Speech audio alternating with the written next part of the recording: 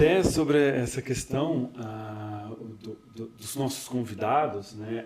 A gente tem uma amizade em comum, que é a Alessandra, e é muito engraçado que a Alessandra, que a minha ignorância, claro, completamente, lá atrás, vamos jogar uns 20 anos.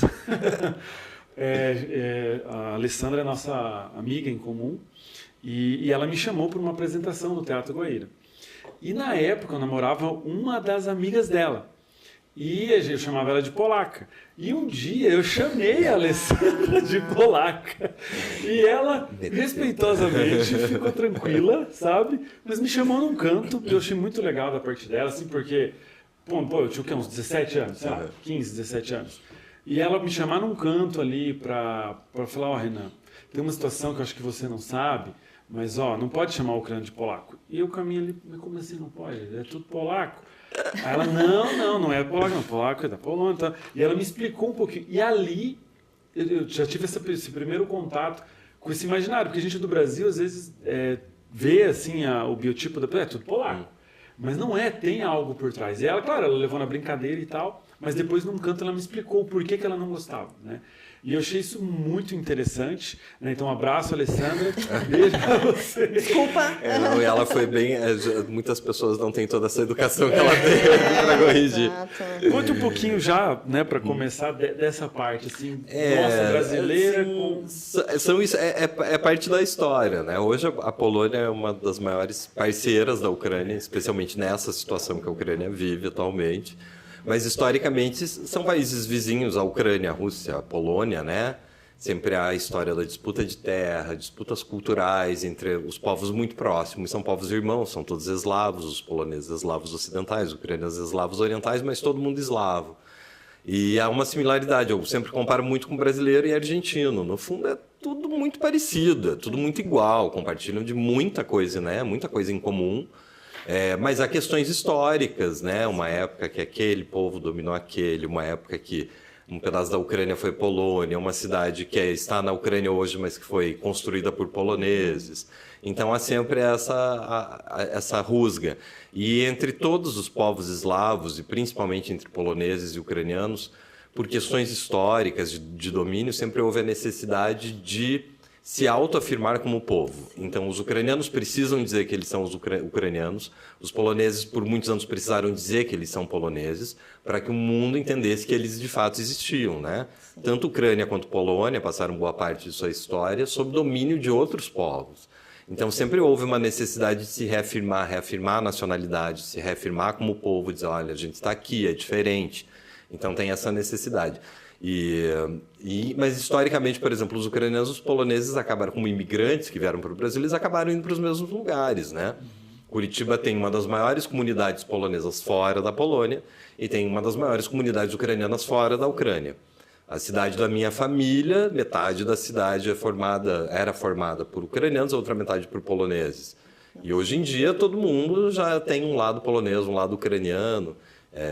Então você vive toda a miscigenação brasileira, né, que o Brasil permite. Então ucranianos e poloneses aqui no Brasil, eles acabaram se desenvolvendo juntos também, né?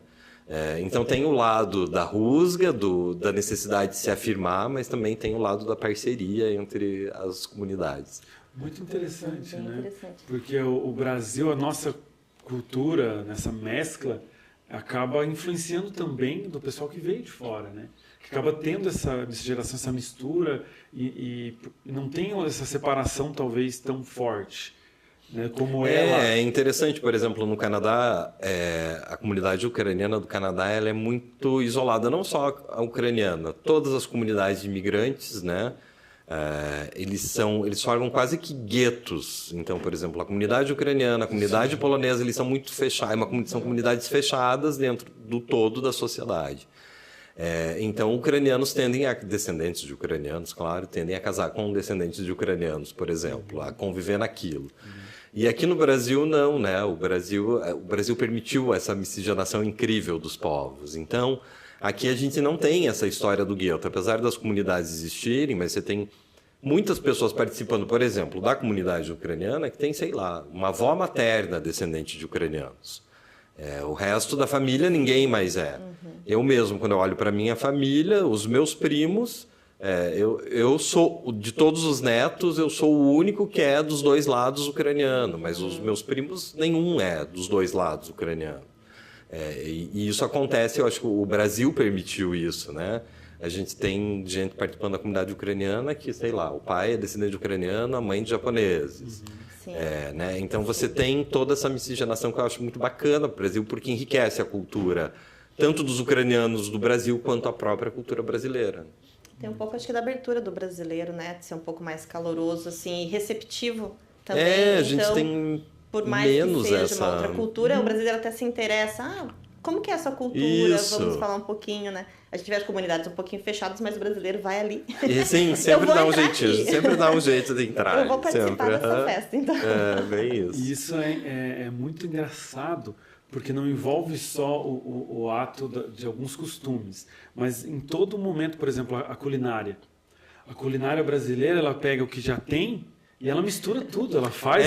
Mas se vê que, por exemplo, tem um prato ucraniano, a gente chama de um prato ritual, chama-se kucha. É um prato que é preparado exclusivamente para o Natal, para as festas de fim de ano. E ele consiste basicamente em grãos de trigo cozidos, temperados com mel, sementes de papoula e castanhas, eventualmente frutas secas. E ele é um prato ritual porque ele é servido na ceia de Natal em memória dos antepassados. Mas é que a gente está no Brasil, né?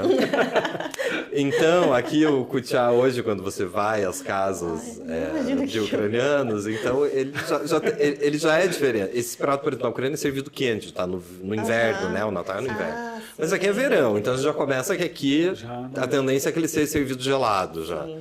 E aí, é claro, a gente gosta de um docinho, né? Então já não é só o mel que a gente põe, já põe um leite condensado para dar uma misturada. Aí já joga um coco, você já põe uma gotinha de chocolate, já dá uma incrementada, né? Já virou Então os ucranianos de lá, quando vêm para cá, eles ficam levemente horrorizados, porque o kucha, ele é um prato ritual, né? Ele tem um ele tem uma questão cultural, né? Mas é que aqui a gente teve que dar uma adaptada, né? Porque a gente passa o Natal aqui no verão, né? Não tem cabimento eu comer um cozido quente com mel a 30, 35 graus, Mas né? acho que a maioria das comidas aqui no Então, Brasil, elas são adaptadas, são, né? Não tem como. E elas são muito boas, a adaptação do brasileiro é muito boa. Eu sou apaixonado pelas nossas adaptações.